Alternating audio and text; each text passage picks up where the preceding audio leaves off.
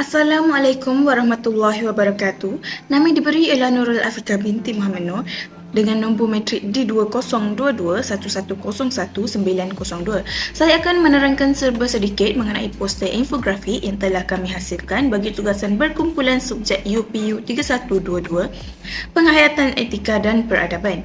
Poster bersaiz A4 ini bertemakan perpaduan di mana ianya bertajuk Indahnya Hidup dalam Unity in Diversity, yang bermaksud kesatuan dalam kepelbagaian. Kami memilih warna biru sebagai latar belakang utama poster ini kerana warna biru sering dikaitkan dengan perpaduan. Di dalam poster ini kami sertakan penerangan mengenai tajuk Unity in Diversity. Poster ini juga mengandungi cabaran dan usaha dalam mencapai Unity in Diversity serta kepentingannya. Selain itu, pelbagai ilustrasi yang berkaitan telah ditambah sebagai penaik seri bagi poster. Tanpa membuang masa, ayolah kita masuk ke sesi penerangan isi poster dengan lebih lanjut. Assalamualaikum dan salam sejahtera. Saya Nur Azni binti Cuslin memegangkan matrik D202111017994 dari program ISMP Sains Pertanian. Apa itu Unity and Diversity?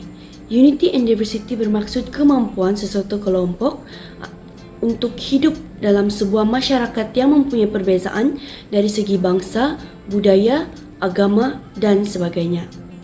Negara kita Malaysia merupakan sebuah negara yang hidup dalam berbilang kaum. Negara kita mempunyai 6 suku etnik utama iaitu Melayu, Cina, India, Bumiputera Sabah dan Sarawak dan orang asli. Sabah mempunyai 32 etnik yang majoritinya terdiri daripada suku kaum Kadazan Dusun.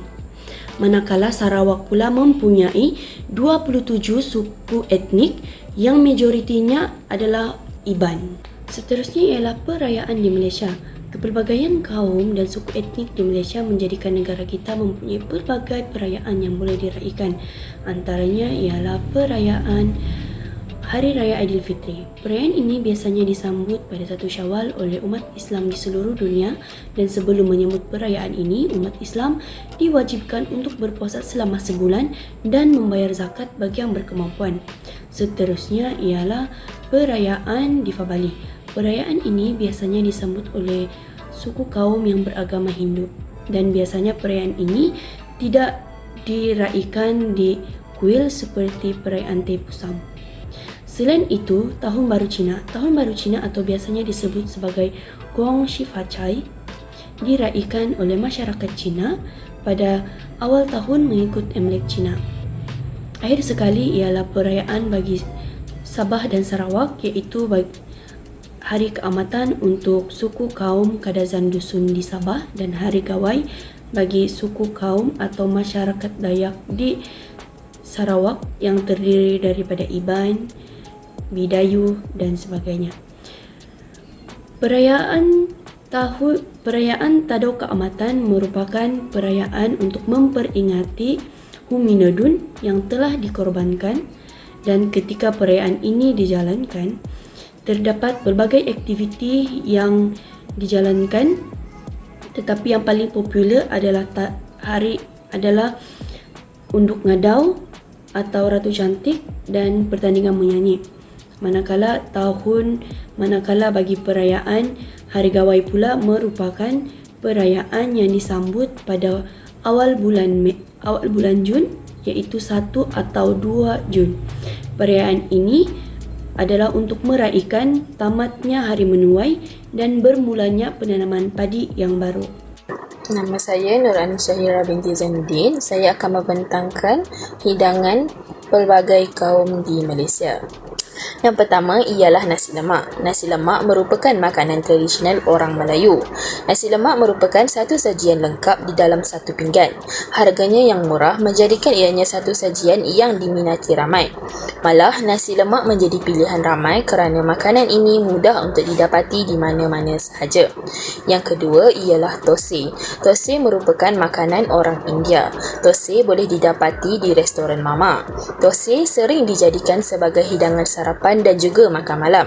Makanan ini biasanya dimakan bersama sambal, kelapa, kari ayam dan juga kari kambing. Seterusnya ialah yisang. Yisang merupakan makanan orang Cina. Makanan ini kebiasaannya dihidangkan apabila menjelang sambutan Tahun Baru Cina. Makanan ini terdiri daripada pelbagai jenis salad dan juga ikan. Seterusnya yang keempat ialah ambuyat. Ambuyat merupakan makanan dari Sabah. Ambuyat ialah sejenis makanan yang berasal dari batang dalam sagu sawit. Ambuyat dimakan dengan garpu buluh yang dipanggil candas dan dicelup ke dalam sos buatan sendiri. Yang terakhir sekali ialah kek lapis. Kek lapis merupakan pencuci mulut yang paling popular di Sarawak, malah Semenanjung juga.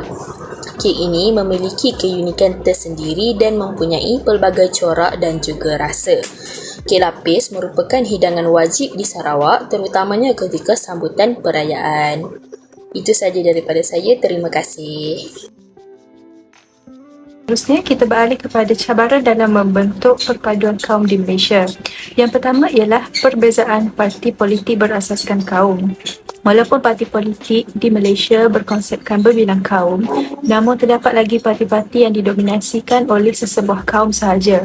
Sebagai contoh, Parti Gerakan dan DAP yang didominasi oleh kaum Cina, PKR dimonopoli oleh kaum Melayu, manakala PPP pula dimonopoli oleh kaum India. Oleh yang demikian, jelaslah bahawa suasana politik dalam negara kita masih bersifat komunal atau communal politics yang berteraskan kaum. Keadaan ini sedikit sebanyak menjejaskan usaha ke arah perpaduan kaum di Malaysia. Kerana parti-parti politik ini masing-masing memperjuangkan hak dan kepentingan kaum sendiri sahaja. Cabaran seterusnya ialah dari segi ekonomi, iaitu dominisasi kaum. Dari zaman penjajahan British lagi, kaum Melayu sudah menjadi petani dan nelayan, manakala kaum India pula diletakkan di ladang-ladang getah dan estate. Kaum Cina pula bekerja sebagai pedagang dan melakukan perlombongan. Rentetan dari senerik ini telah menyebabkan interaksi sosial antara mereka terbatas. Kesannya, perasaan prasangka dan perkauman akan menjadi semakin kuat dan menebal. Semua ini merupakan catatan fakta sejarah yang perlu dijadikan pengajaran dalam rangka mekanisme perpaduan kaum. Yang kedua ialah perbezaan pekerjaan. Seperti yang pertama tadi, ia menghalang interaksi antara kaum, iaitu interaksi hanya berlaku di etnik yang sama sahaja. Ini akan menyebabkan semangat perkauman semakin menebal. Cabaran dari segi sosial pula ialah pengenalan sekolah vernakular, iaitu terdapat 3 jenis aliran di Malaysia, iaitu SK, Sekolah Kebangsaan, SJKC, Sekolah Jenis Kebangsaan Cina dan SJKT, iaitu Sekolah Jenis Kebangsaan Tamil.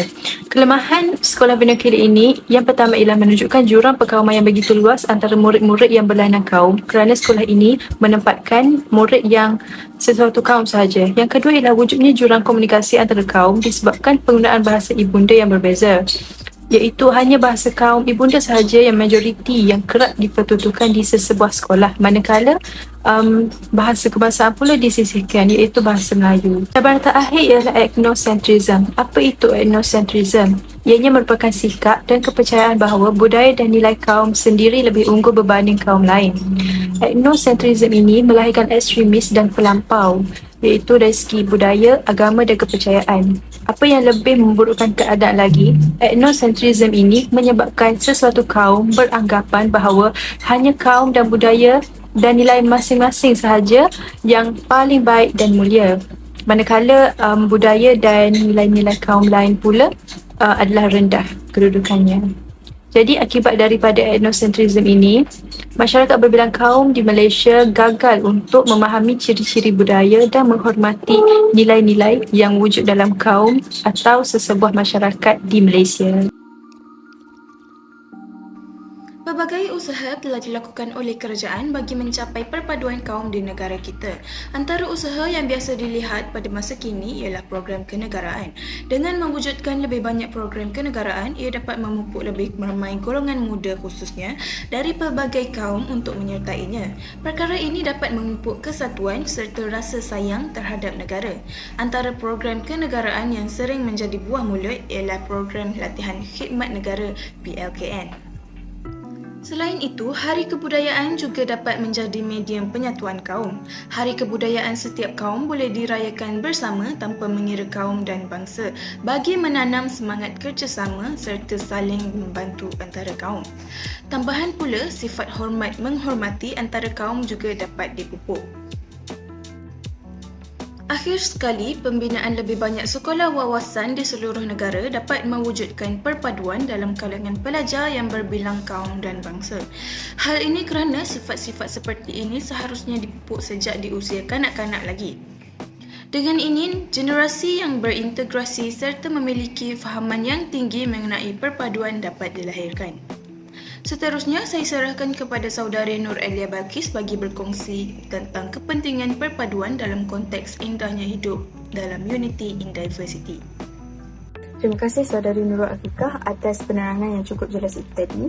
Baiklah, saya Nur Elia Balkis binti Usaini, memegang kad matrik di 2022-11011898 akan menerangkan serba sedikit berkenaan kepentingan Unity in Diversity di Malaysia. Baiklah, seperti yang kita sedia maklum, Malaysia ni merupakan satu negara yang terdiri daripada kaum dan bangsa yang berbilang. Maka sangatlah penting untuk rakyat mencapai satu kefahaman antara kaum satu sama lain. Pertama sekali, Unity in Diversity ni penting untuk mengekalkan ataupun mengelakkan berlakunya pergaduhan antara kaum. Kerana pergaduhan ni boleh menyebabkan satu imej yang negatif tercipta di mata orang luar ataupun mengubah persepsi orang luar terhadap negara kita. Seterusnya, Unity in Diversity ni juga akan membina satu persekitaran masyarakat yang majmuk. Apabila persekitaran yang majmuk ni dapat tercipta, ia secara tidak langsung akan mencipta satu persekitaran yang selamat untuk sesuatu komuniti itu tinggal. Unity in Diversity ini juga penting untuk memupuk persefahaman dan rasa hormat dalam setiap kaum. Bila persefahaman ini dicapai, mereka dapat mencipta satu persekitaran yang harmoni kerana tiada berlaku perselisihan faham. Baiklah, sekian itu sahaja untuk bahagian kepentingan Unity in Diversity ini.